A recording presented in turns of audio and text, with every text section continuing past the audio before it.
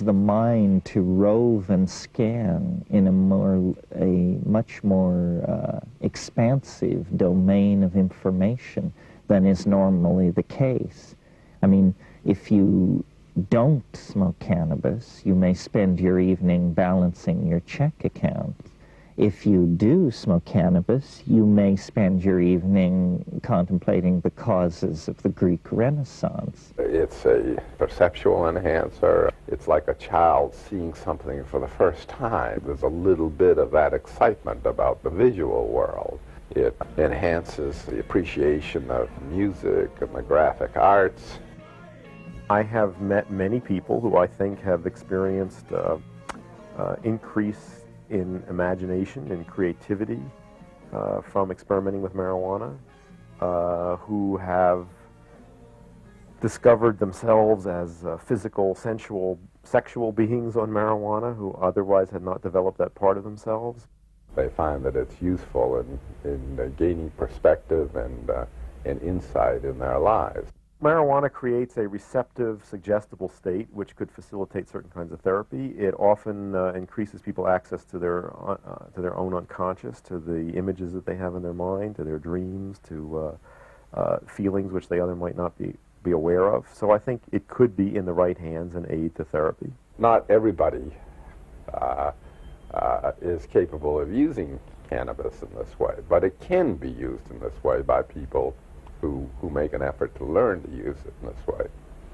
Obviously, Western society fails to offer guidance on how to use marijuana beneficially. I've seen many people who use marijuana addictively, many people who use it all the time, and I think get very little effect out of it. I see people who smoke it and get groggy and doped out. The real problem is that people do too much. They don't understand that the best way to do cannabis is approximately once a week. The desire to have altered states of consciousness is basically healthy and normal. It can have bad expressions, and I think in our culture where there's no recognition of that desire and we don't teach young people how to satisfy it in healthy ways, it's obvious that we're going to see a lot of negative expressions of it. More money has been spent trying to find something wrong with cannabis than any other vegetable material in human history. And what they've come up with is so pathetically thin that I am confident that it amounts to a clean bill of health for this stuff. US government health authorities estimate that there are about 350,000 deaths per year caused by tobacco and around 125,000 from alcohol. This does not include alcohol's involvement in 50% of all road fatalities and 65% of all murders. There are 14,000 to 27,000 deaths from legal medicines, and over 1,000 of these have been recorded as overdoses of aspirin.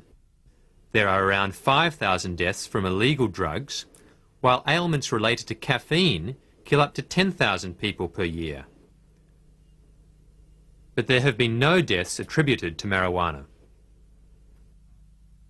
Cannabis is not a health problem. The problem is that it promotes social values and attitudes which are unwelcome in capitalist market-based society. It's just that simple. A drug like coffee, with a horrendous health profile compared to cannabis, is completely welcomed into the marketplace and the home and the lifestyle of modern people. This is simply that we value certain states of mind and we fear and suspect others. And this is based entirely on value systems that are inculcated from above.